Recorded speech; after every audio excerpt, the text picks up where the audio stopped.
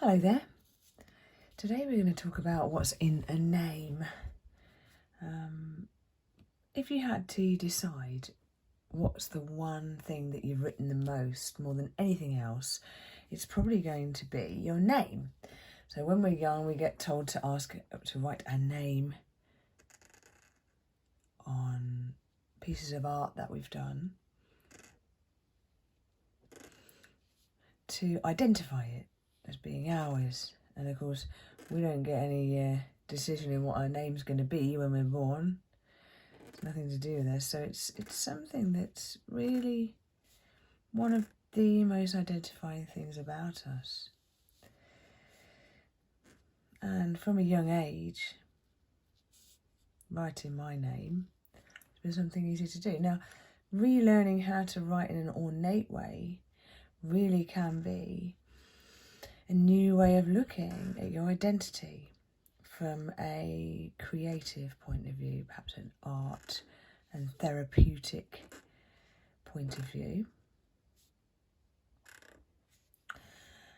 And we really start to think, because we slow down when we're doing calligraphy, we start to think about the shapes that our name makes, perhaps the historic roots of where our surname comes from. Any middle names? I have got a middle name. It's very unusually spelt. My middle name is Gail. And I don't use it very often, but I really like it.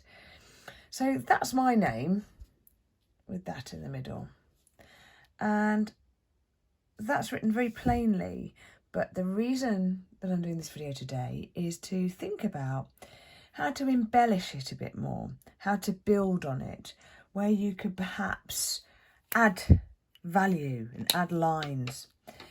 So I'm going to take a pencil here and I'm going to take my name and I'm going to start planning on how I can make it more fancy. So for example, if we just take these two names here, the first and the second, I could probably start with quite a loop on the V and end with quite a loop on the X. And this is where calligraphic planning comes into mind and documents over the years. You can do things like join together your first and second name, although that doesn't always work. So we could think again about loops we can do here with the W. And the reason I'm doing this in pencil first is because in a minute I'm going to do it with my pen. But I'm just mapping it out here of what I could be doing. And then I'll have some kind of reference point.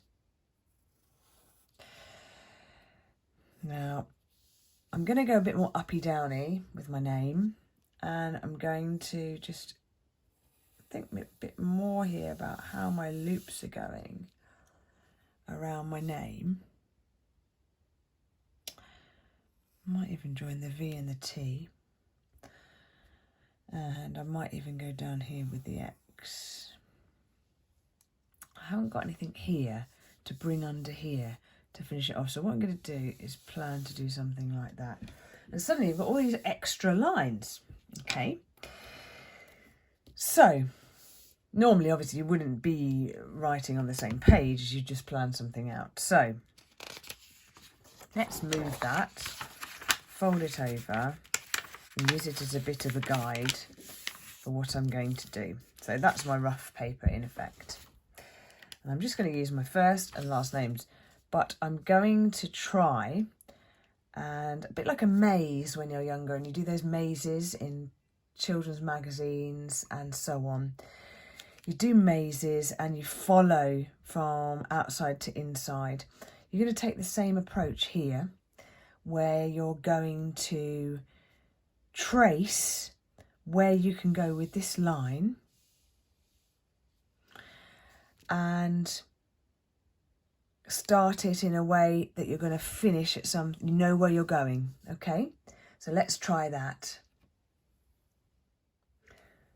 So if I just keep this near to where I'm working, it's sort of like a bit of a safety net, and I'm going to trace that bit there, and and I've got some kind of thing. Don't overthink it. This is all part of the flow of being an artiste. Just, there's no right or wrong. Nobody's told you to trace a line. So nobody's going to be standing over you going, oh, you've done that wrong. And now you'll notice I did that, left the page because I'd done well. And I'm going to rejoin it here with a downstroke. So I'm going down on my V like that. And then up. Now, because this is really important that I get this right, I am fiddling a bit, it's true. But already it's starting to look a bit better than it would have done if I just scribbled it.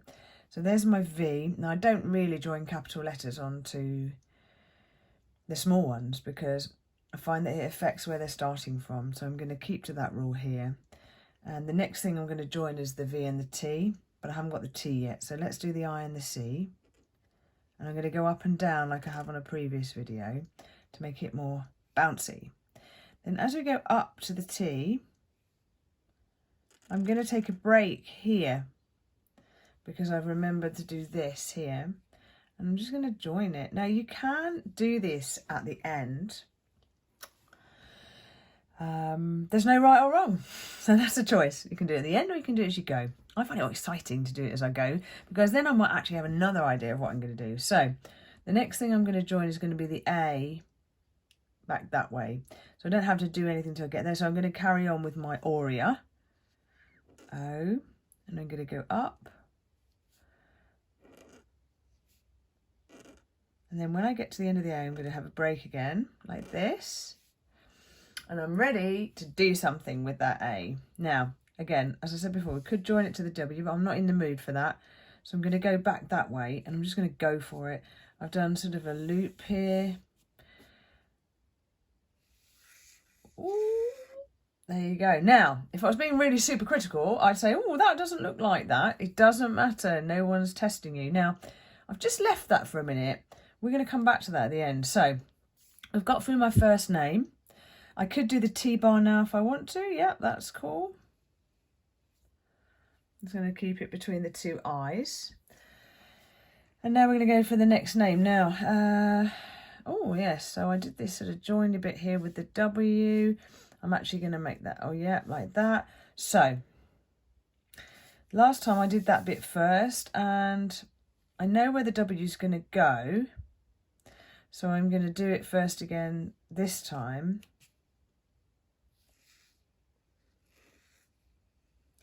Go down. Woo! Sometimes it can be quite exciting. You just don't know how it's going to end up. Again, I'm not going to join it onto the Ilcox bit. I'm just going to start with the I. Now, I have got this bit to do here. So actually, I could do that now. But actually, oh, I don't want to trap myself. It might be that if I do that, I might run out of room to fit the rest of my name. So it would be very advisable to do that last. So let's do the rest of my name. So, yeah, and then the X is going to go down there. So we'll do that now. L, C, O. And then bear in mind, we're going to have an X. I don't want to finish it too thickly because it's going to tail off into something. And then remember, this one went back like this. We planned it that way. So let's... I'm even going to join it up there, which I didn't do before. And suddenly my name's become a bit more exciting. How about that? So, we said that we were probably going to do a bit of a swirly bit at the end here. I'm going to make it quite small because I don't want the X to start looking like a Y or a Z or something. I'm going to change that a little bit. I'm just using the very points of this brush pen. It is so thin. It looks thick compared to some of the ones I use, but it is ever so thin if you really press lightly.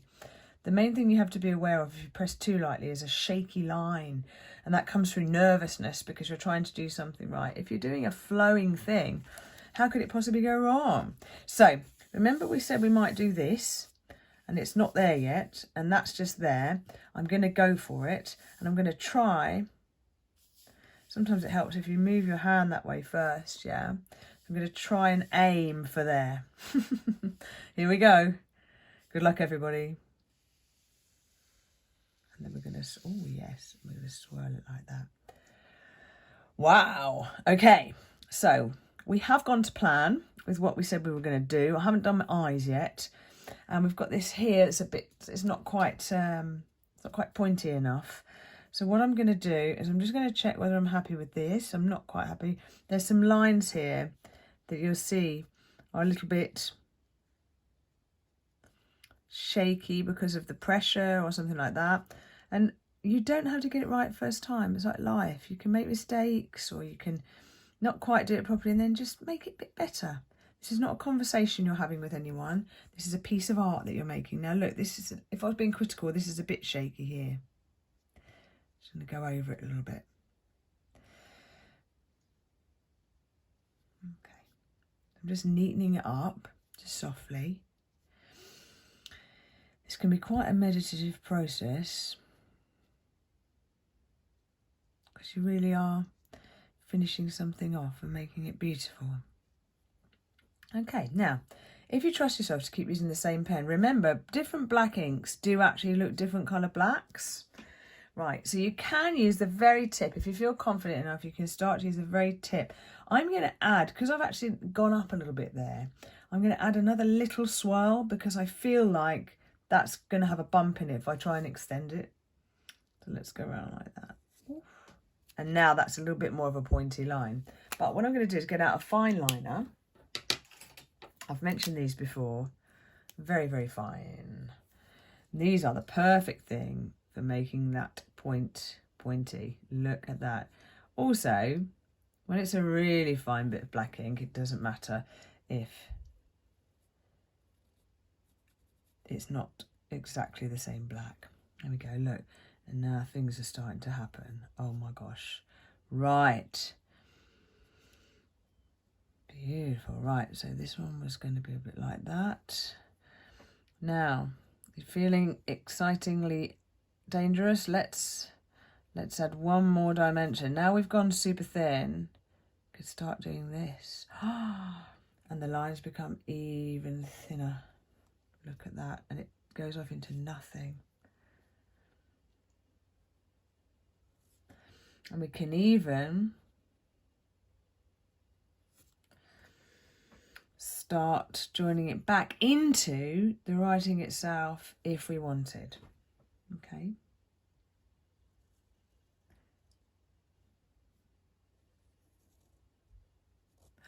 Now it has more of a vine-like feel. Now I've not left many open ends here.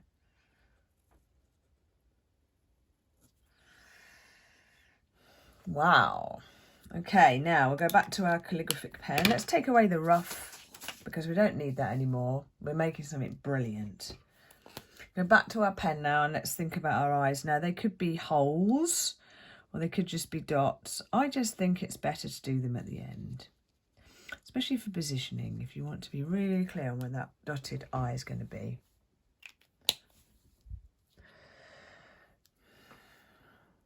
I'm pretty pleased with that. Should we take it a step further? Right, here's something else I like to do. Now, this is a bit wild, and it's getting into illustrator territory. But to add little leaves and branches and maybe buds or hearts on something you've made like this, suddenly brings your identity into another dimension. Look at that. All you need is the idea of something and then own it. So I'm making this look like this. You might want to put, let's think, a specific type of favourite flower, or maybe roses. I'll tell you a good way of doing roses, actually. Little spiral like that, and then think of the way a rose is constructed. Woohoo! The little leaf.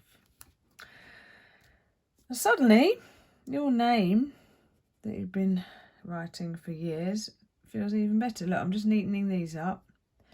So when you're a patron on my page, you really do get to see backroom stuff. I might even do a little twiddle there and join it back onto the branch. So as you can see, there's opportunities. You might want to just grow them towards a line, but not quite. You might want to add some thorns, just because, you know.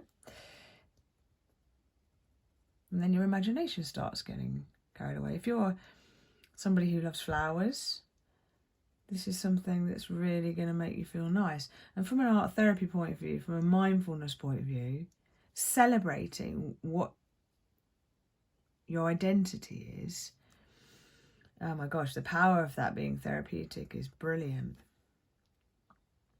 Check it out. So, that's my name. I'd love to see you doing the same thing. I hope you've enjoyed this video.